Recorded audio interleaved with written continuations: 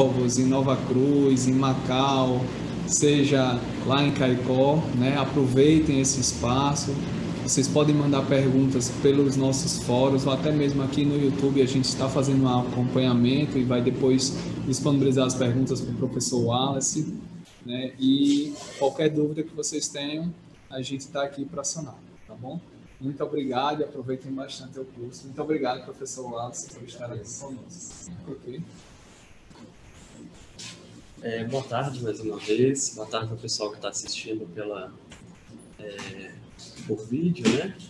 É uma honra muito grande estar aqui na UFRN hoje. Já tenho aí algum tempo que eu venho aqui para fazer esse tipo de atividade, né? Há 4 anos atrás eu vim a convite do Carlos aqui falar para os alunos dele. Retorno esse ano, retornei por conta do congresso, o IMPEC. Não sei se algum de vocês participou, teve contato no evento. Então, estive aqui já em julho. É uma cidade que eu gosto bastante acolhedora a cidade, né? O calor me atrai bastante, atrai principalmente. Então, é uma honra muito grande voltar a essa instituição, essa cidade. E eu gostaria de pedir para vocês que estão aqui presencialmente, se puder chegar mais para frente, porque eu gostaria de dialogar com vocês no decorrer do curso, e aí eu não sei se eles vão conseguir ouvir, tá? Aí eu acho que fica mais fácil se a gente estiver próximo do microfone. Mas se puder depois me dando feedback, se os participantes eles estão conseguindo ouvir, né, o pessoal que está na plateia, por favor. Bom, então a proposta hoje é falar sobre análise de discurso de língua francesa. A análise de discurso de língua francesa, eu comecei a pesquisar sobre esse referencial aproximadamente em 2010, que é quando eu estava finalizando o mestrado, finalizando a graduação lá na Universidade Federal de Juiz de Fora. Minha orientadora foi a professora Cristiane Flor. E no final da graduação, ainda no PIBID, trabalhando como monitor de disciplinas, eu tive um contato com um grupo de estudos dela, que é a análise de discurso de língua francesa. E aí, desde então, desde 2010, aí no ano seguinte eu entrei no mestrado, posteriormente no doutorado, né? E ao ingressar no ensino superior, em 2017, desde todos esses anos eu venho trabalhando com esse referencial. E foi o referencial que norteou tanto a minha pesquisa no mestrado quanto no doutorado.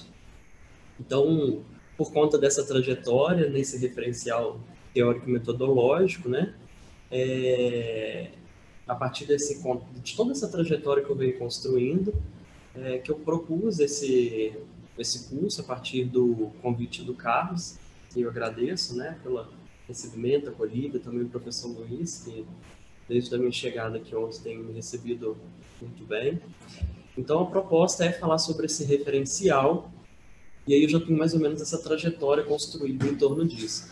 Mas, para quem já conhece a AD, sabe que é um referencial, não é uma leitura simples no primeiro momento, né? É uma leitura mais densa, exige conhecimentos principalmente de uma área que não é a nossa, né? Tira a gente da nossa zona de conforto, porque envolve principalmente questões da linguística, né? Então, tem muitos aspectos, muitas discussões que a gente não consegue, às vezes, adentrar por conta da nossa formação.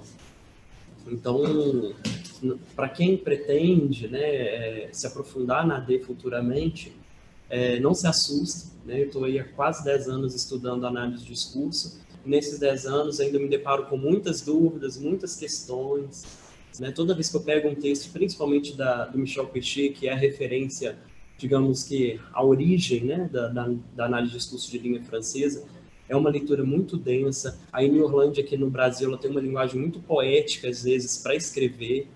Então, não é uma leitura simples, né? Mas é um referencial que ajuda bastante a gente, até mesmo para além das questões de pesquisa, né? Ele amplia nossa visão de mundo de forma, né, bem ampla mesmo, ele ajuda bastante. E aí, né, a dinâmica do curso eu quero que seja no sentido de discutir alguns conceitos, discutir alguns princípios da análise de discurso e, ao mesmo tempo, a gente pensar em como a gente pode, de certa forma, olhar para alguns objetos, né, que estão ao nosso redor. Então, eu acho que quando a gente coloca esse olhar, né, esse referencial para alguns objetos, isso facilita até mesmo o nosso entendimento, né? Então é nesse sentido que eu estou propondo esse curso. E aí vou deixar aberto para qualquer momento vocês também interromperem, o pessoal que está me ouvindo podem também, né, escrever perguntas, eu não sei como que está funcionando, né, pelo YouTube. Então podem, né, mandar as perguntas, o Carlos aqui interrompe, e aí a gente vai batendo esse papo, tá? Mas em diferentes momentos, né, eu já vou fazer questionamentos para vocês para ser algo mais dinâmico, é você que vai passando, né? Para ser algo mais dinâmico. Eu tenho um grupo de pesquisas lá na minha instituição, que é o nome de chiclete, né, como as pessoas dizem, que é justamente para grudar mesmo nas pessoas. É um grupo de estudos e pesquisas em linguagem e ensino de ciências. É um grupo que ele teve seu início agora em julho desse ano, né? Ele é um grupo bem novo e, a princípio, tem um aluno de mestrado, alunos que estão na graduação, que pretendem fazer mestrado ou não, né? Que às vezes vão utilizar no TCC. Então, é um grupo que está se consolidando, né? A gente fala que a gente está engatinhando ainda nas discussões, mas é importante esse início, né? Precisa dar esse pontapé inicial para que as discussões em torno da análise de discurso aconteçam lá, no caso, na instituição que é a Universidade Federal de São João del Rei. Então, né, todos estão convidados, se um dia for para a região, lá conhecer a universidade, conhecer o grupo. Pode passar, por gentileza? Um dos primeiros conceitos, né, pontos da análise de discurso é chamado de condições de produção. O que seria... Eu vou fazer, às vezes, algumas analogias que quem é efetivamente analista do discurso, gente, vai falar, não é bem assim. Mas eu prefiro, às vezes, trazer essas analogias, que a gente sabe que toda analogia vai ter limitações, mas eu acho que a analogia ela ajuda a gente a entender melhor, né? Então, as condições de produção seria o contexto, né? E aí eu quero entender um pouco o contexto em que esse curso está acontecendo, tá? Aí coloca ali uma citação da Emile Orlandi, que diz, em um sentido estrito, temos a circunstância da iniciação. É o contexto imediato. Então, o contexto imediato é esse. É o curso acontecendo numa quarta-feira na UFRN, é um curso vinculado à pós-graduação. Então, esse é o contexto imediato da análise do discurso. Tá? E se considerarmos em sentido amplo, as condições de produção incluem o contexto sócio-histórico e ideológico. Aí aprofundar, principalmente, né, no porquê. No porquê trazer esse curso de AD para a UFRN, quem são esses sujeitos, quais as ideologias que essas pessoas que estão aqui trazem. Né? Isso é muito importante quando a gente está pensando na análise de discurso enquanto pesquisa, porque ela vai trazer efetivamente essa construção, lógico, com limitações, que a gente nunca vai dar conta do todo, né? Mas vai dar para entender quem são esses sujeitos, em que contexto ele está inserido. Então, as condições de produção, ela vem trazendo essas características, tá? E aí, como ponto de partida, né, que eu acho que isso vai me ajudar até mesmo no desenvolver do curso, queria ouvir aqui de vocês, que estão aqui presentes, e se alguém quiser se manifestar também por meio do YouTube, né? Quem são vocês, né? E o que lhe traz até aqui, a trajetória, né, a formação, para isso me ajudar nas condições de produção desse curso, né? Eu pensei muito nesse curso a partir do que vai vir de vocês, quais são as demandas, se tem alguma questão, se não tem, se já teve algum contato com a AD ou se não teve, tá joia? Podemos começar? Você pode se apresentar? Eu sou Hélio. Como as condições aqui? Você é aluno do curso? Eu sou bolsista Legal. Então ele faz parte das nossas condições de produção também. Assim como. Que bom. Hélio, né? Hélio. E você? Eu sou o Valdemir. Valdemir. Eu sou aluno do Prof. O que me traz aqui justamente é aprofundar um pouco mais, conhecer esse ambiente, né? Futuramente buscar um aprofundamento dentro que está tendo. Bacana. Meu nome é Liliane, eu sou professora do Departamento de Matemática. Nunca trabalhei com análise do discurso. Para mim é muito novo. Eu gostaria de conhecer, até para poder ver possibilidades ou não de uso, porque a gente orienta trabalhos de mestrado e doutorado e trabalhando especificamente com história de educação matemática, já venho trabalhando com análise do conteúdo e queria conhecer para ver possibilidades de uso. Bacana. Luiz. Boa tarde, sou Luiz Alberto, professor da Química da UFRN.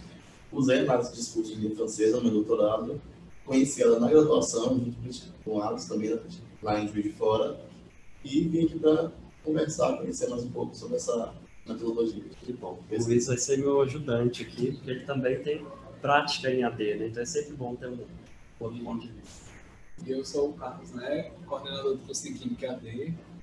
Trabalho com análise de conteúdo dos alunos da pós e tenho muito interesse em aprender sobre análise de discurso, porque eu acredito que a gente precisa entender as diferentes nuances que existem, né, na pesquisa para poder entender o que é que a gente pode concretizar ou não nesse caminho que a gente tem para seguir aí em cada pesquisa que a gente tem. Para mim, meus alunos que estão assistindo aí também, é muito importante entender um pouco.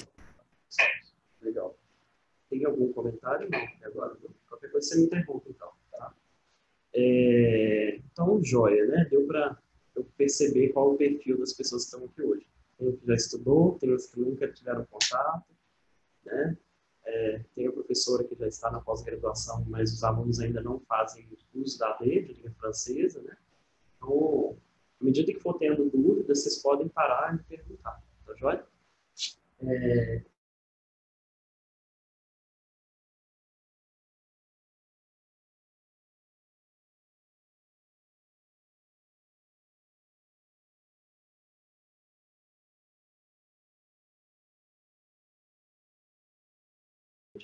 Dentro de uma metodologia. Então, essas questões vão surgir dentro das suas condições de produção da sua pesquisa. Pode passar, por gentileza? Bom, pode deixar um pouco. Eu apresentei para vocês, o Carlos me apresentou como professor da Universidade Federal de São João del Rei, né? Aí, desde que eu me graduei em 2012, eu entrei para o mestrado, doutorado e também, paralelamente ao ingresso na pós-graduação, eu estou como professor de educação básica, né? Mas, para além desses aspectos profissionais, pode passando, por favor? Pode passando todas as imagens. Eu gosto muito de dormir, né? Gosto de cerveja, de doces, coxinha, detesto atividade física, de certa forma militante, gosto muito de viajar, apesar de não gostar dessa imagem de natureza, assim, eu sou mais urbano. Tenho um afilhado que é a paixão da minha vida. E é isso. Bom, para além dessa aproximação, dessa tentativa de aproximação, né, por que isso nunca é dito, ou quase nunca é dito, quando a gente se apresenta? Alguém poderia me dizer?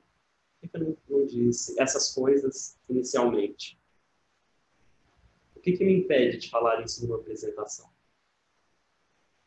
Eu acho que nada impede. Eu acho que a cultura mesmo que eles têm, acadêmica, de quando se fala só na formação. Legal. E se eu estivesse num barzinho? As pessoas geralmente apresentam a gente mais nesse sentido, né? Sim, esse daí, ó, é bom de copo. Esse daí, ó, vive viajando. Esse daí, você já viu a foto do afilhado dele? Dificilmente alguém vai me apresentar, esse aqui é o professor Wallace, né? É lá da UFSJ, a não ser que a gente seja uma roda de professores, a gente vai ter esse formalismo. Mas, no geral, a gente não vai ter essas distinções, né? Então, gente, o que está mudando daqui para o bar? O que muda para o meu discurso mudar? O discurso ser diferente das pessoas. O contexto, né? Exatamente. O contexto está mudando. Então, o contexto, né, as condições de produção, e aí depois eu vou afunilar um pouco mais dentro dessas condições de produção. O contexto de produção, ele vai dizer o que pode ou não ser dito daquelas condições de produção. Então, isso é importante, né?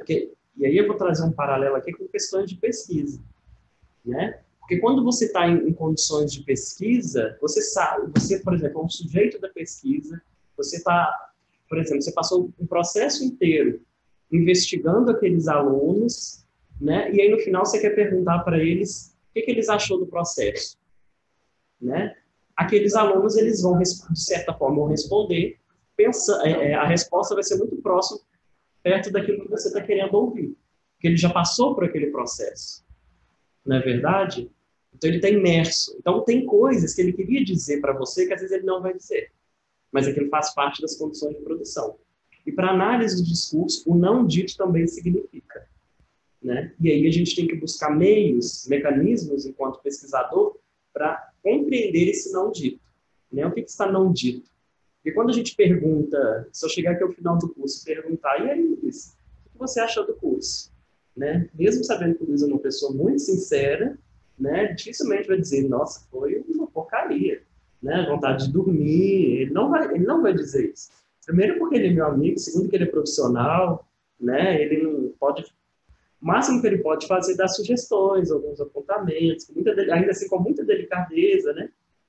Então, mas se eu fosse utilizar talvez esse curso como um objeto de pesquisa, se eu quisesse saber a opinião de vocês sobre como foi o curso, eu teria que buscar um mecanismo para efetivamente entender o que vocês acharam do curso, né? E aí essas estratégias, a gente como pesquisador, a gente tem que, né, pensando nos instrumentos para dar conta disso, né, que a gente vai discutindo ao longo do curso. Então, como eu disse, pode voltar lá, por favor.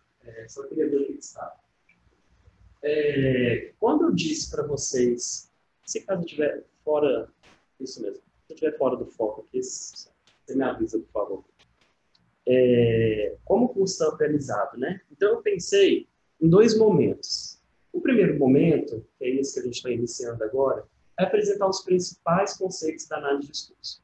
Esses conceitos, pessoal, vocês podem, né, quem for trabalhar com AD, vai utilizar esses conceitos para as análises, tá? Mas eu vou entrar no segundo eixo, que é chamado de análise, né? Como, a partir desse momento, como você utiliza esses conceitos para efetivamente analisar, né?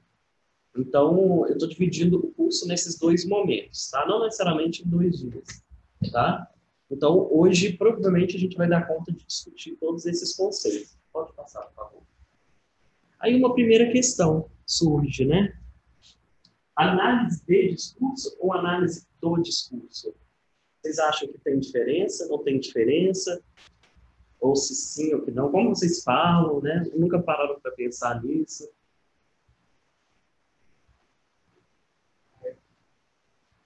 Dá uma diferençazinha, né? Para a especificidade da linguagem. Sim. Luiz, consegue perceber alguma coisa? De diferença? Sutileza? Quando você usa do discurso, está limitando a um discurso definido. E quando você usa de discurso, deixando um sentido mais aberto. Então você compreende que existe mais de um discurso possível naquelas condições de produção. Você usa de discurso. Bacana. Você reparou como que as pessoas utilizam? Nairi e os outros autores? Você chegou a pensar nisso? Você notou essas questões, então? Bacana. Concordam com o Luiz? Discordam? Como discordar da pessoa que estuda ali também, né? E é isso mesmo, gente. São pequenas sutilezas mesmo da linguagem, né? Acaba que vários textos que eu já vi, até mesmo a Aini, às vezes, depois eu vou falar das principais referências da análise, está nos próximos slides, tá? Acaba que até mesmo, às vezes, a Aini Orlando, que é a nossa referência aqui no Brasil, ela utiliza, às vezes, a análise do discurso, mesmo quando ela está focando em um discurso mais restrito mesmo, tal como o Luiz falou. Né? Mas eu acho que, às vezes, é o costume mesmo de escrever, ou da fala, a gente escreve mesmo sem pensar, né? Automatiza muito a escrita. Mas tem essa nuance mesmo da análise do discurso e análise do discurso, né? Em que o D, ele dá esse olhar mais abrangente para diferentes discursos, e o do, você está especificando algo mais comum a um determinado discurso. Tá? Então pode passar, por favor. E aí outro ponto, né? Outra nuance. Alguém percebe alguma sutileza? A gente faz isso com tanta frequência nos e-mails, né? Alguém consegue perceber alguma sutileza? Bom dia, Wallace. Wallace, bom dia. Então, como análise de discurso, análise do discurso, né? Como vocês utilizam nos e-mails? Eu não tem... Vai tão automático que nem sabe como é que ele parece. Se for pegar pelo pé da letra, né, é como se assim, primeiro a gente dá um bom dia para depois falar o nome da pessoa. Aham. Se não fosse ao pé da letra, é como se eu tivesse assim, bom dia. Né? Fosse mais, talvez, impessoal. Né? Entendi. Mais impessoal. Assim, na minha cabeça. Então, no geral, você coloca bom dia, fulano. Entendi. Acho que no primeiro discurso ali está especificando o bom dia. Né? Bom dia para o Wallace. Acredito que no segundo ali está chamando a atenção do Wallace. Wallace, bom dia. Legal. Vai muito também da entonação, né? Como se fala, né? Mas às vezes no e-mail a gente não consegue colocar entonação. Né? Mas interessante. Você percebeu alguma coisa, professora? Né? Eu vou mais para a informalidade, pela formalidade. Eu acho que o primeiro é mais informal. Mais informal? Sim. A Amy tem um artigo que ela faz essa discussão. Né? No caso, não é o Wallace, né? Mas o bom dia, o Wallace, bom dia. Gente, pode parecer, né, em alguns momentos, vou trazer alguns exemplos que falam, olha, eu não concordo com isso. Né? Eu acho que essa leitura que eu estou fazendo não é contrária disso. Não tem problema, porque é que a gente não está efetivamente fazendo uma análise de discurso ou do discurso. Né? Que a gente está utilizando alguns conceitos, brincando de análise de discurso. Né? A gente está, talvez, se aproximando de algumas verdades. E aí, depois eu vou falar para vocês que a análise de discurso ela não busca verdades. Né? Mais para frente a gente vai falar isso. Né? Mas a gente cria, ao delimitar as condições de produção, ao trabalhar com determinados conceitos, trabalhar a partir da sua questão de pesquisa, do seu referencial teórico, você se aproxima do que efetivamente pode ser uma verdade. Mas ela nunca vai dizer, é isso. Olha, eu tenho isso de condição de produção, eu analisei isso, né? Eu delineei todo um campo para falar sobre isso, então acredito que isso se aproxima disso. Né? Então, algumas leituras que a gente faz, como por exemplo esse exemplo, né, na discussão que é feita, efetivamente o bom dia, o Wallace, ele dá um tom, parece que você não está bravo com a pessoa. Bom dia, Wallace. Wallace, bom dia. Né? Aí, lógico, até a entonação ela já muda, né? Wallace, bom dia. Bom dia, Wallace. Né? Então, vai mais nesse sentido. Né? Se você está sendo mais grosseiro com a pessoa ou não. Né? Então, são pequenas sutilezas da linguagem e, enquanto analista de discurso, essas coisas você vai percebendo. Né? E aí, você quer falar alguma coisa? Colocar um microfone bom também, quando você está aumentando muito, você tá fugindo. Ah, entendi. Eu tenho que ficar mais parado também. Não, mas... É coisa de professor, né? A gente não sabe ficar parado. Mas tem fio aí, posso movimentar. Pode ser aqui direto.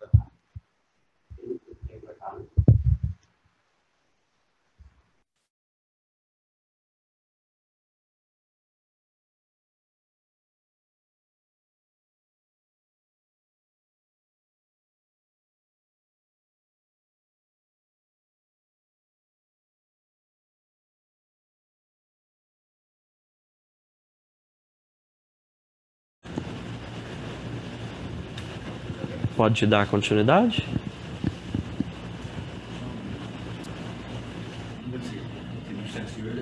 Você ouviu, né? Entendi. Não, qualquer coisa a gente para de novo.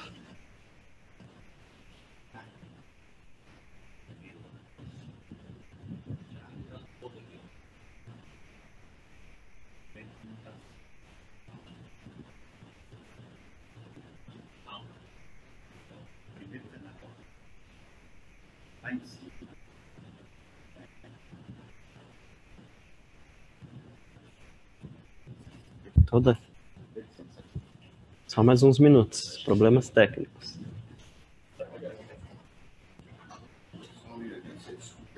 Não, sem problema.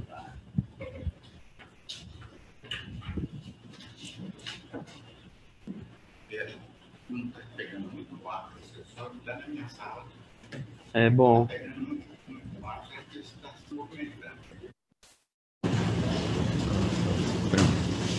Foi?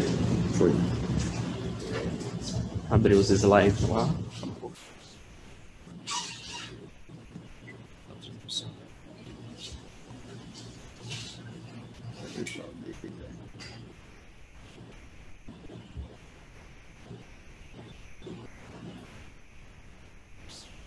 Isso, pode pular, por favor, já passar para o próximo. Então tá aqui o slide que eu falei para vocês sobre a principal referência. Ainda não estou familiarizado com a câmera, fico com medo de estar falando muito longe para as pessoas. As principais referências da análise de discurso de linha francesa. Né? Aqui no Brasil nós temos a Annie Orlandi, né? O Michel Pechet, que é a referência na França, e o Michel Foucault também. Quem já leu aí Michel Foucault vai ver que muitos dos conceitos eles se aproximam, né? Apesar da gente não ver um citando o outro, né? Eu fiz um curso uma vez de análise de discurso de linha francesa, e aí me falaram que eles tinham uma amizade, né? Eles estudavam juntos, porém chega um momento que tem a ruptura, né? Não sei dizer ao certo, na verdade não sei dizer para vocês qual foi o momento de distanciamento das duas vertentes, até porque eu nunca estudei Michel Foucault, né? Mas é muito próximo às discussões dos dois sobre o discurso, tá? Então, eu vou estar sempre falando da Orlandi, que é a nossa principal referência aqui no Brasil, tá? Pode passar, por gentileza. Ela é da onde? Olha, Ela deu uma universidade. Então, atualmente agora ela é professora... Ela já é aposentada, isso, da Unicamp, né? Ela mora em Campinas. Eu não sei onde ela mora, mas eu sei que boa parte da trajetória dela é na Unicamp. Então, como eu disse para vocês, né, a Annie Orlandi, para mim, né, eu fui formado desde quando meus primeiros contatos com a análise de discurso, esse livro dela, Análise de Discurso, Princípios e Procedimentos, para mim ele é a minha bíblia, assim, né? Eu trouxe meu livro, depois posso passar para vocês folhearem. Ele já está bem velhinho, né? Que é o livro, toda vez que eu preciso estudar algum ponto, retomar alguma discussão, é esse livro que eu volto. Mas se vocês olharem, por exemplo, no currículo Lattes da Annie, ela tem vários livros, vários artigos publicados, né? Tem outros livros muito bons. Tem um outro que chama Discurso e Leitura. Eu gosto bastante desse livro. Mas hoje eu vou focar nesse livro, que para mim ele é um dos mais introdutórios. Ele apresenta os principais conceitos da análise de discurso. Tá? Então, para quem está começando, é um livro que eu indico. E aí, a Annie, de fato, ela é uma analista do discurso, porque ela tem formação em letras, mestrado e doutorado em linguística. Então, eu costumo dizer que a gente brinca mesmo de trabalhar com análise de discurso, né? Lógico, com a seriedade da pesquisa, a gente vai se tornando analista do discurso também, mas a gente nunca vai conseguir se apropriar tal como ela, ou tal como tem essa formação mais específica na linguística, por especificamente não conhecer muito bem o funcionamento da linguagem, né? Em outros aspectos mais de estrutural mesmo da língua, né? De formação da língua. Então, são leituras para a gente que está na área de ensino de ciências e matemática, acaba que a gente não tem essa leitura histórica, né? De formação por conta da trajetória da nossa área, né? Mas é uma perspectiva que já vem sendo adotada, né? Tem crescido bastante nos últimos anos, tem grupos se consolidando, né, em torno do referencial da análise de discurso na área de ensino de ciências. Na verdade, matemática eu não sei dizer, né, mas ensino de ciências com certeza. A gente já tem bastante trabalho. Pode passar, por gentileza. Bom, aí o primeiro ponto, que é... E aí, gente, eu estou aqui trazendo um olhar de diferenciação da análise de discurso para análise de conteúdo, a partir da leitura da Annie Orlandi. A minha leitura também de análise de conteúdo ela é bem superficial. Os meus alunos, às vezes, de TCC, eles utilizam da análise de conteúdo, né, mas eu também não tenho profundidade para falar de análise de conteúdo. Então, essa diferenciação de AD francês e análise de conteúdo é uma leitura que eu trago a partir da Annie, o que ela diz da análise de conteúdo. E, óbvio, deve ter conflitos, né? Talvez até conflitos entre pesquisadores em torno dessas discussões, tá?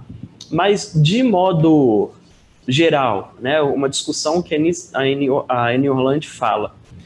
A Eni, pode passar, por favor? A Eni, ela vem colocando que quando você está trabalhando com um texto, e aí no caso com um discurso, a análise de conteúdo, ela coloca a questão que é o seguinte: o que esse texto quer dizer?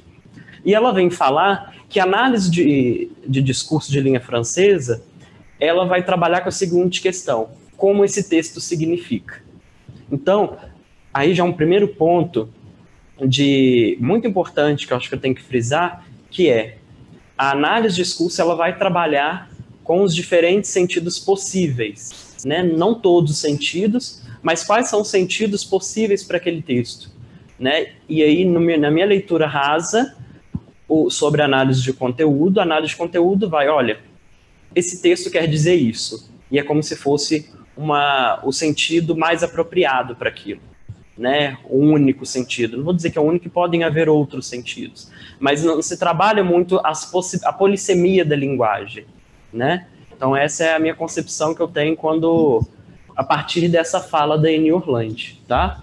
Sobre a distinção de análise de discurso de linha francesa e análise de conteúdo. Um diz o que esse texto quer dizer e o outro como esse texto significa, tá bom? Pode passar, por favor. E aí, uma breve história da análise de discurso de linha francesa, né? Quais são as filiações? Ela vem surgindo principalmente na década de 60, na França, né? Representando uma ruptura com o século XIX. Então, ela se articula em 3 eixos. A linguística, que ela vem questionando principalmente que a linguística ela não considera a transparência da linguagem, né? É aquilo e é aquilo, né? O sentido é único a partir daquilo que está escrito. O marxismo vem apontando para a questão social, né? Então ela vai unindo a questão do texto, questionando a sua transparência, o marxismo com esse olhar social e a psicanálise olhando para o sujeito. Então ela se preocupa com o sujeito, ela se preocupa com o contexto, né? O social, e ao mesmo tempo questiona a linguagem, quais são os sentidos possíveis, né? Como esse texto significa, tal como foi dito na diferenciação que ela apresentou anteriormente. E aí nós temos o cenário político francês, né, do surgimento da análise de discurso de linha francesa. Nesse momento estava havendo a invasão da análise de conteúdo nas ciências humanas, que aí, tal como a Eni vem falando, né, essa coisa do sentido único, né, não pensando na polissemia da linguagem, críticas à leitura hermenêutica e ao objetivismo quantitativo. E isso ainda é um pouco comum, a gente vê, principalmente a gente que vem da exatas, né, essa valorização que se dá à pesquisa quantitativa, né, em detrimento da pesquisa qualitativa, e crítica à leitura hermenêutica, que é isso, né, a crítica à leitura na busca do sentido, né, e no sentido único, tá? Crise do comunismo e multiplicação das esquerdas. E aí, ao ser, não sei muito bem a pronúncia, né, deslanchava no cenário das ciências sociais, que acaba ele tendo bastante influência também nas discussões da linguagem, na análise de discurso de linha francesa. Pessoal, qualquer momento vocês podem me interromper, tá? Então, como é que é o contexto brasileiro nesse período? Todo mundo deve lembrar, né? O que a gente estava iniciando nesse período, né, que é o início da ditadura militar. Pode passar, por favor. Então, era plena ditadura militar, né, essa polarização esquerda-direita. Pode ir passando. Golpe de 64, e aí a marca da censura, exílio, né, o exílio dessas pessoas intelectuais. E aí, em 1968, a Eni Orlandi ela vai para a França. E aí ela tem contato com as esquerdas francesas. Tem um livro do Péchet que chama Análise Automática do Discurso, ela entra em contato com esse livro também. E aí, em 1970, a Eni começa a discutir a política por meio do autoritarismo do discurso pedagógico e religioso. E aí, para simplificar isso, no próximo slide, e aí ela vai falando, né, que o sentido precisa ser outro, o sentido precisa ser outro. Né? Na época da ditadura isso era muito comum, né? Você tinha que trabalhar com os sentidos das palavras para aquilo, de certa forma, conseguir ser divulgado, né? Então ela faz uso disso. Pode passar, por favor. A Eni traz essa fala que eu gosto bastante, Ouvir e ler incessantemente, ame-o ou deixe-o. Ler os recados do Esquadrão da Morte ou do chamado Comando Caça-Comunistas, ver as procissões do grupos Deus, Pátria, Família. Parece tão atual isso, né? Dos desfiles da tradição, família e propriedade. Ver expostos cartazes com fotos de amigos próximos, professores ou alunos, onde se lia: procura-se, e embaixo, terrorista. Demandava um enorme esforço em não reagir só emocionalmente e, ao mesmo tempo, encontrar um modo de dizer o que não podia ser dito, ou político, né? Que é uma outra forma de dizer aquilo que ela queria dizer, né? Então, esse jogo discursivo, esse jogo com as palavras para efetivamente conseguir se expressar dentro desse contexto, tá? Pode passar, por favor. Bom, então a gente está falando da análise do discurso, né? Mas vamos tentar entender um pouco o que é o discurso, tá? Vou já para a síntese ali que eu grifei.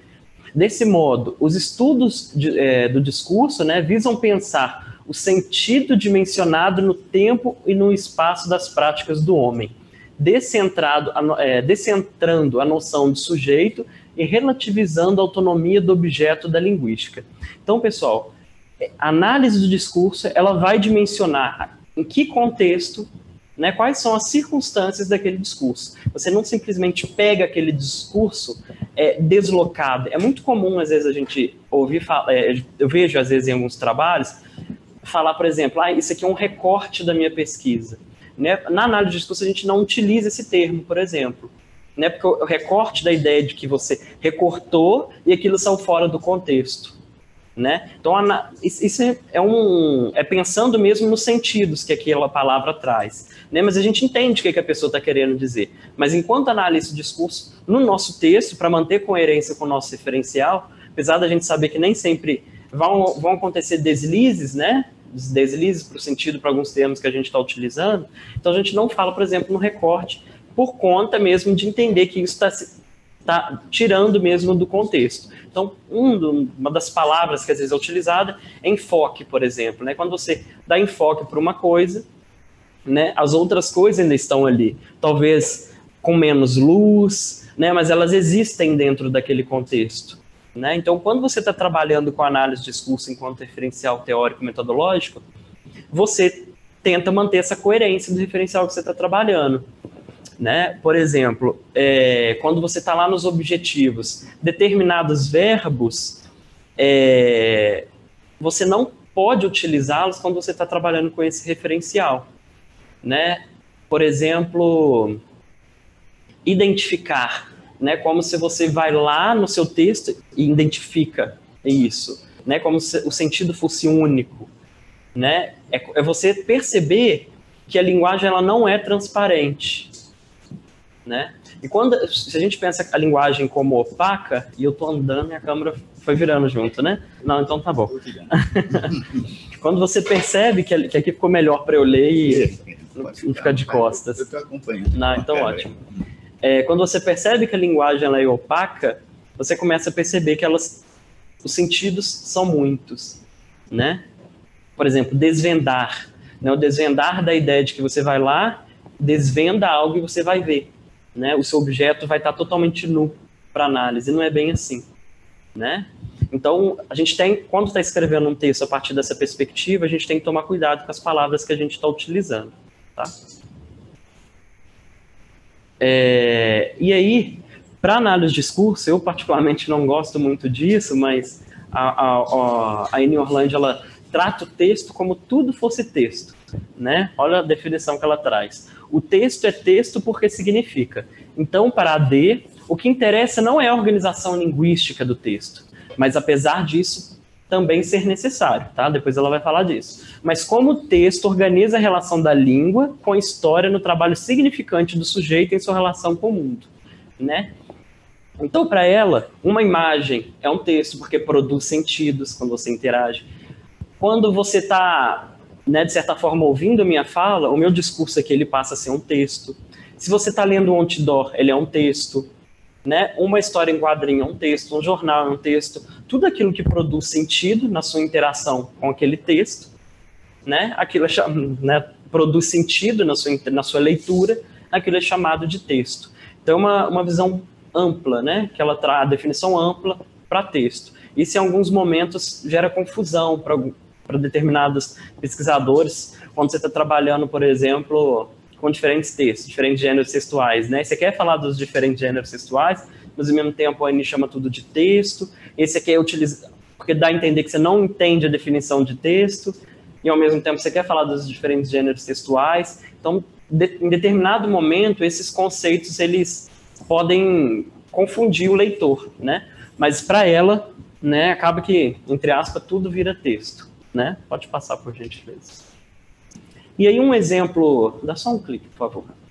O que você faria, né? Esse exemplo eu costumo trazer principalmente para os meus alunos da graduação, quando a gente está trabalhando questões da linguagem, para entender um pouco até mesmo desse referencial, apesar de eu não trabalhar com ele na graduação, mas ele influencia muito as minhas práticas, né? E um dos pontos eu vou pedir agora para vocês me ajudarem.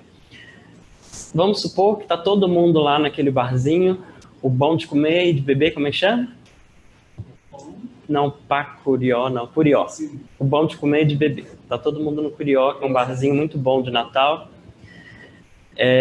Tá todo mundo lá no Curió, tomando a cervejinha e tudo mais, bebendo a caipirinha, né, Luiz? Tá todo mundo se divertindo e deu vontade de ir ao banheiro. Aí você vai lá no banheiro, aí você vê uma porta.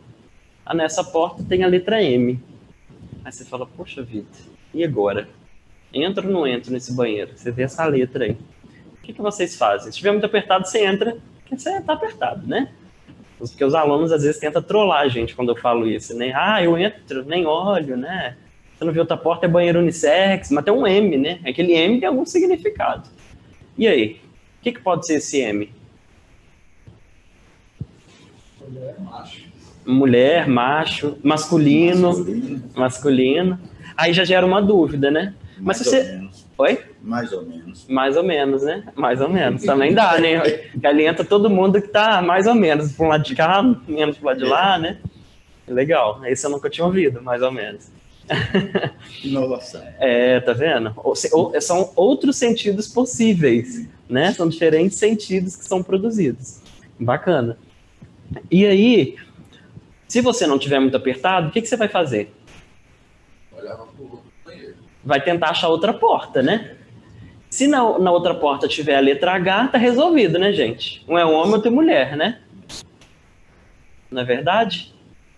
Ou então, apesar da nossa... Pode passar, por favor, dá mais um clique.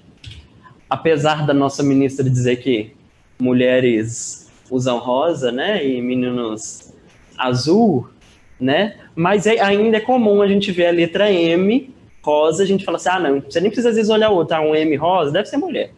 Né? Você ainda pode até olhar na outra, vai ver se tem um H, provavelmente vai estar azulzinho, né? E aí você entra outro ponto. Eu coloco isso, apesar de não concordar com a nossa ministra, mas eu coloco isso porque isso ainda é comum da gente encontrar, né? Por quê? A cor, naquele contexto, ele faz sentido também, né? A cor atrelada à letra, ela produz sentidos que são históricos na gente. Que o rosa é de menina e o azul é de menino, né? Então, talvez, se tivesse a cor, já tiraria boa parte das dúvidas da gente dentro daquele bar, daquele contexto. Se a gente tiver num bar LGBTQI lá, talvez isso ia gerar uma confusão. Falando, mas pode ser masculina, né? Por que não? Então, o que está determinando o sentido da letra M? Mais uma vez, é a cor, né? Mas se não tivesse a cor, como que a gente ia saber? Olhando foi a palavra que o Neco utilizou aquela outra. A gente está olhando o contexto, né? Você olhou outra porta, você procurou outra porta. Então, opa, esse M não tem cor, não tem nada, eu vou olhar então agora para outra porta para ver se eu identifico, né? Então, gente, o contexto, ele vai dizer qual que é o sentido possível para aquilo ali. Agora, se eu coloco uma letra M na porta dessa sala, se alguém passar ali, gente, por que tem uma letra M? Para você entender qual que é o sentido daquilo, o que você vai fazer? Você vai olhar as outras portas para ver, as portas devem ser por ordem alfabética, né? Agora, você coloca uma letra M perdida ali, a não ser que quem colocou saiba muito bem qual o significado daquilo, não faz sentido nenhum. Você coloca aqui agora uma letra M colada ali na parede, você fala, mas para quê? É classe de alfabetização, vai entrar as crianças aqui, né? Tá vendo? Então, o que eu tô falando isso tudo é que o sentido ele não está agarrado na palavra, né? O sentido ele vai ser dito pelo contexto. O contexto que vai determinar qual que é o sentido da palavra, né? Então isso é muito importante a gente perceber, porque para a gente às vezes é muito claro o sentido, né? Eu costumo dizer isso para os meus alunos, que como estou formando professores de química, as pessoas acham que os conceitos de química já é claro para todo mundo como é para eles, né? E às vezes aquele conceito, ele nunca ouviu nem falar daquele conceito, né? Então aquilo é algo, como assim? E ainda assim, esses conceitos que estão sendo trabalhados, eles são polissêmicos. Por exemplo, pode passar, por favor. Está no próximo exemplo, então. Aqui está uma definição que a Eni traz sobre o que é discurso. Ela vem falando que o discurso, a partir de Michel Pechet, o discurso é efeito de sentidos entre locutores, né? E aí ela passa só um slide, depois eu vou pedir para você voltar. Ela faz crítica a esse modelo tradicional de discurso que a gente ainda encontra em alguns livros, principalmente de gramática, em que a gente tem um referente que emite a mensagem e um receptor, né? Então, olhando para esse esquema, o que a gente entende? Que basta eu falar que todo mundo aqui vai entender, né? Lógico, eu falando num tom, eu falando com a voz adequada, pausadamente, todo mundo compreende, né? A partir desse modelo de discurso. Quem dera, né, gente, se fosse assim. Se fosse assim, nossos alunos não teriam... A gente não teria reprovação, todo aluno ia sair... Né, o aprendizado, não ia precisar de teoria de ensino-aprendizagem, né? Basta você falar que o aluno aprende, né?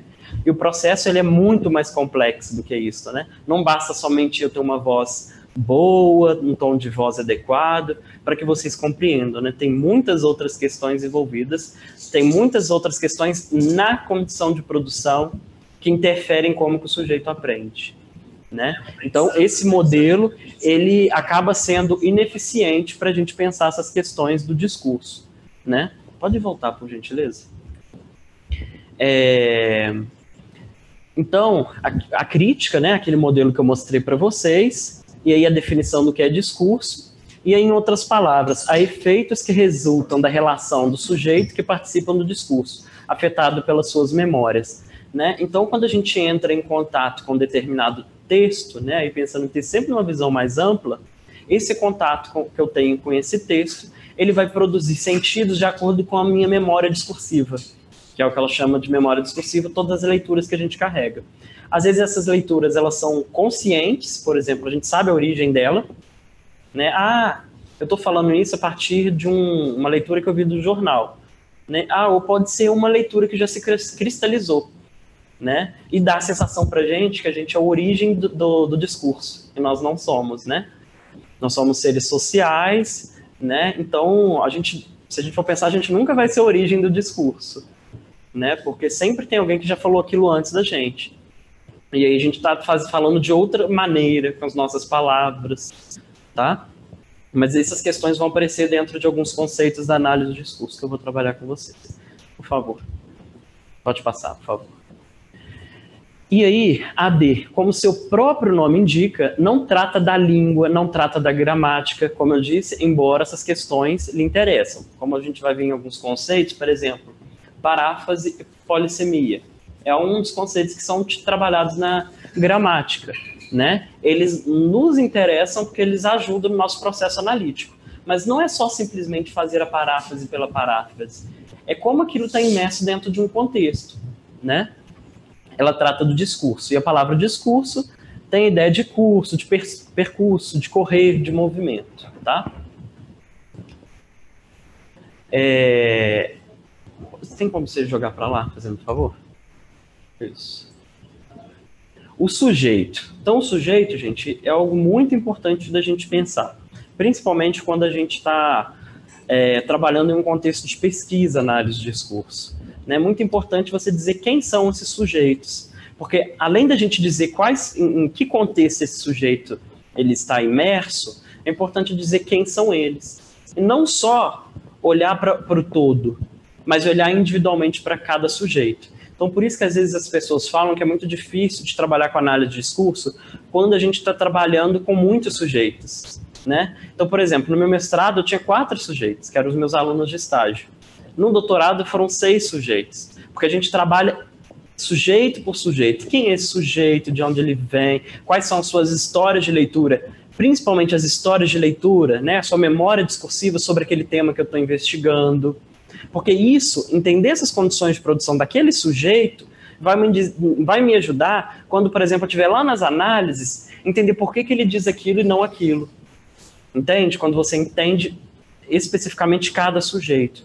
Não é impossível trabalhar com análise de discurso com mais sujeitos, né? Mas é bem mais trabalhoso. E acaba que você tem mais dificuldade de aprofundar mesmo nas histórias de leitura de cada estudante, na memória discursiva, né? Então, eu nunca trabalhei, por exemplo, com análise de discurso para mais de 10 pessoas dentro de uma pesquisa. Geralmente são grupos menores, que acaba você tendo que categorizar mais ou aglutinar as falas, né? E com isso fica mais difícil esse trabalho de fazer a retomada da condição de produção, né? De você estar olhando para uma fala e remeter. Imagina você ter que fazer isso para diferentes sujeitos, né? Sempre tentando olhar o contexto daquele sujeito. Por que ele diz isso e não aquilo? Né? Entender o não dito de vários sujeitos, nem sempre você vai precisar fazer isso, mas em alguns momentos é necessário. E aí, quando você está com muitos sujeitos, acaba sendo mais difícil, tá? Pode passar, por gentileza. Eu coloquei esses textos, porque como depois esse material vai ficar disponível, né, às vezes é importante você tentei colocar uma definição de cada um para facilitar o entendimento. Então, gente, esses aqui são os principais conceitos que eu vou apresentar para vocês. Para cada um deles, eu vou trazer um exemplo, tá? Que aí eu acho que fica mais fácil da gente entender como que a gente pode olhar para determinados textos. E aí eu trouxe diferentes textos, né? Um foi um vídeo, trouxe uma charge, trouxe um texto, uma história em quadrinho, tentar olhar para os diferentes textos a partir desses diferentes conceitos. E esses conceitos podem constituir, para quem for utilizá-lo como referencial teórico-metodológico, podem se constituir no dispositivo de análise, né? Você pode olhar para quem, por exemplo, você que está, não sei qual momento do mestrado você está mais no início ou no meio? Já no final, né? Quem sabe, então, para o doutorado, né? Você pensa, por exemplo, se for trabalhar com análise de discurso, ou você pode agora pensar também, você não vai mudar a sua dissertação, né? Porque já está no final, mas você pode pensar agora a partir desses conceitos, nossa, isso daqui seria muito bacana analisar, por exemplo, meus dados que eu tenho a partir dessa lente da análise de discurso, né? Então, esses são alguns dos conceitos que a gente vai trabalhar. Tem outros, né? Não vou aqui dar conta do todo, tá bom? Então, o primeiro é a transparência da linguagem, por favor. Bom, para o conceito da transparência da linguagem, eu já até falei ele aqui, né? A gente tem que entender que a linguagem ela é opaca, ela não é transparente. E quando a gente percebe isso, a gente passa a entender que a linguagem ela é polissêmica. E aí eu já até falei para vocês aí o exemplo da letra M, mas a gente pode pensar outros exemplos, tá? E eu vou dar dentro de um contexto que é em aulas de química. Por favor. Vamos lá. O que é uma base? Luiz. Uma substância que possui hidroxilo. Uma substância que possui hidroxilo. E na matemática, o que é uma base, professora? Vou pensar em potência. Vai pensar em potência. E ainda assim tem outros significados, né? Pode ser a base, por exemplo. Lá a base de uma figura geométrica. Aqui, né? Ele ia pensar o quê? A base. É uma fundação. A fundação. Do edifício. Exatamente. Para os pedagogos, a base iria ser a base nacional. Legal, legal. O que está determinando o sentido, então? Mais uma vez, o contexto. Né? Se está lá em aula de matemática, a gente espera que a pessoa entenda esses sentidos. Em aula de química, se a gente fala base, alguém escreve algo da matemática e acontece essas confusões, né? Quando a gente está ensinando funções inorgânicas, ácido não acontece, no geral. Né? O que às vezes acontece é eles ficarem no superficial, que é a substância ácida, né? Que coloca exemplo limão, mas a palavra base ela é mais polissêmica, né? Entenda que ela é mais polissêmica. E aí, se a gente estiver dentro do salão de beleza, passa uma base, né? Um esmalte. Se estiver lá fazendo uma maquiagem, passa uma base na carocha, né? Então, os sentidos são múltiplos para essa palavra, né? Vai passando, por favor.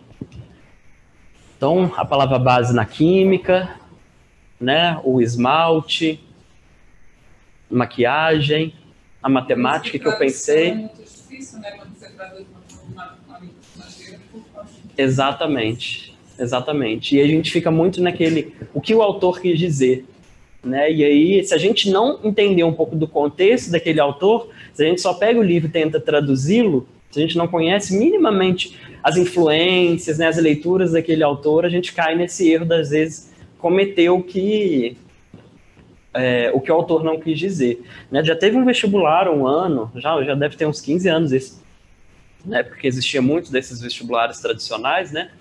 De utilizar um poema, não lembro de quem, e depois o autor falou, não foi isso que eu quis dizer, né? Ainda mais poema, que tem uma linguagem muito poética, né? Eu lembro que eu tinha muita dificuldade em língua portuguesa, muito para essas questões da polissemia, né? Por não entender muito bem, às vezes, o contexto, principalmente nessa linguagem poética, e aí vem aquelas perguntas da língua portuguesa, o que o autor quer dizer? Né? E aí o que o autor quer dizer é diferente da minha leitura, né? Óbvio, né, que se ele está perguntando o que o autor quer dizer, né, dificilmente eu vou conseguir chegar lá no que o autor quer dizer, se eu não tenho a leitura, o contexto da produção daquele autor, né? Então ele acaba sendo mais difícil, a gente não conhece o contexto histórico do por que aquilo foi dito, né? Então, essa questão da transparência da linguagem é um ponto fundamental na análise de discurso, tá? Pode passar, por favor. E aí tem até nessa linguagem mais poética de base, né? Minha família é minha vida, a base de tudo para mim, né? Então, a palavra base, ela é efetivamente muito polissêmica, assim, também positivo, né? Na matemática tem um, na química tem outro, loja de computador é marca, né? Então, é uma palavra também bem polissêmica. E em contextos de sala de aula, a gente acha que por a gente estar dentro daquele contexto de aula de química, e por eu ser o professor de química, eu acho que, e para mim está muito claro o sentido, muitas das vezes a gente não pensa na polissemia da linguagem. Às vezes o aluno está olhando com aquela cara de não estou entendendo, mas o que você está falando de base? O que é isso? Né? Às vezes ele faltou a aula, dormiu, não entendeu, e esse já está um ano depois falando de base, sendo que o aluno não tem esse novo sentido para a base. Porque a ideia não é eliminar os outros sentidos, né? Isso é muito importante. Quando a gente, a avaliação, ela vai dizer que, né, se o aluno está compreendendo mesmo o sentido dentro daquele contexto. Porque tem, às vezes, tem pessoas que me questionam, então tudo pode? Não é que tem tudo pode. Dentro daquele contexto de aula de química, o contexto de base vai ser esse. Então não é porque eu estou na aula de química e eu estudo AD que qualquer coisa que escrever está tudo certo, né? Mas é importante, enquanto professor, a gente ter a consciência de que, principalmente quando são conceitos novos, dessas palavras que são muito bem, às vezes, sedimentadas em outros campos de conhecimento, como a palavra base, né? Vem com essa noção muito consolidada da matemática, principalmente, assim como acontece em química, o termo equilíbrio, né? Eles vêm com a compreensão de equilíbrio, aquela coisa estática da física, né? E equilíbrio químico tem outro sentido. E esse outro sentido, ele acaba sendo muito fraco. E os alunos, quando pedem para desenhar sobre o que eles entendem de equilíbrio, vem muito dessa visão. Eles até desenham lá aquelas cadeirinhas, né, do balanço, eu não esqueci o nome daquele brinquedo, né? Então vem muito com essa visão. Como é que chama? Gangorra, exatamente. Então, esse é o primeiro conceito que eu queria trazer para vocês. Deixa eu beber uma água aqui. Então, agora eu vou trabalhar 3 conceitos ao mesmo tempo, com a ideia de que logo em seguida tem um vídeo. Eu quero que a gente olhe para aquele vídeo a partir desses 3 contextos: relações de sentido, mecanismo de antecipação e relação de força. Luiz, você trabalhou com algum desses conceitos que eu estou apresentando hoje ou não? Sim? Quais deles? Ou... Esses 3 aí, estou fazendo entrevista com professores. Ah, tá. Entendi. Então você tentou ver qual poderia ser o mecanismo de antecipação que viria, né? Legal. Então, gente, o primeiro, né, que é relação de sentido. Não há discurso que não se relacione com o outro. outros. Em outras palavras, os sentidos resultam de relações. Um discurso aponta para outros que o sustentam, assim como predizeres futuros. Quando eu chegar no exemplo, vai ficar mais fácil para vocês entenderem o que é relação de sentido, tá? O mecanismo de antecipação, todo sujeito tem a capacidade de experimentar, ou melhor, de colocar-se no lugar em que o seu interlocutor ouve suas palavras. A gente faz muito isso, né? O que será que ele vai dizer? Você fica tentando entender o que o outro vai dizer antes mesmo, para você se antecipar, né? Para saber o que você vai falar. Ah, se ele falar isso, eu já digo isso. Né? Isso no relacionamento, então, né? Numa briga, isso é muito comum. Né? Então, a gente se antecipa. E aí, eu acredito que o Luiz deve ter feito esse mecanismo, utilizou desse mecanismo, por exemplo, situação de entrevista, que foi, provavelmente em situação de entrevista, para entender o que vai vir dos professores, para ele, de repente, já pensar em outra pergunta, de tal forma que ele consiga buscar mesmo aquilo que é o não dito. Né? Aquilo que geralmente não é dito, mas é aquilo que interessa para ele. Né? Que o curso foi lindo, legal, maravilhoso, tudo bem. Mas então vem cá, e a outra pergunta aqui? Isso daqui. Mas o que você achou daquele conceito? Você entendeu? E esse? Mas o que aquele conceito diz? Quando você for ver, o pessoal não entendeu nada dos conceitos, né? E disse que o curso foi maravilhoso. Né? Então você vai buscando mecanismo, você vai utilizando esse mecanismo de antecipação para buscar outros sentidos no dizeres. E às vezes nem vai ser dito, mas às vezes você faz uma brincadeira, entre aspas, né? Você utiliza uma frase que foi dita, por exemplo, lá no fim, você coloca ela em oposição com uma que foi dita lá no início e fala, opa, então quando eu olho para essas duas coisas, ele se contradiz. E nessas contradições a gente consegue também perceber o não dito, tá? E relações de força, isso é mais comum, né? Dentro da gente que está aqui dentro da academia, eu que fui na escola básica, na escola, na instituição, a gente observa essas relações de força dentro do discurso, né? Isso é muito comum. O sujeito fala a partir do lugar de professor, suas palavras significam de modo diferente do que se falasse do lugar de aluno. Né? Existe essa relação de força da fala professor-aluno. Né? Existe relação de força dentro da fala do padre e dos fiéis. Né? Então, a nossa sociedade ela é marcada pelas relações de força. Isso é importante quando a gente está olhando para o discurso, né? De que lugar essa pessoa fala, né? Qual a relação de força que é estabelecida, tá?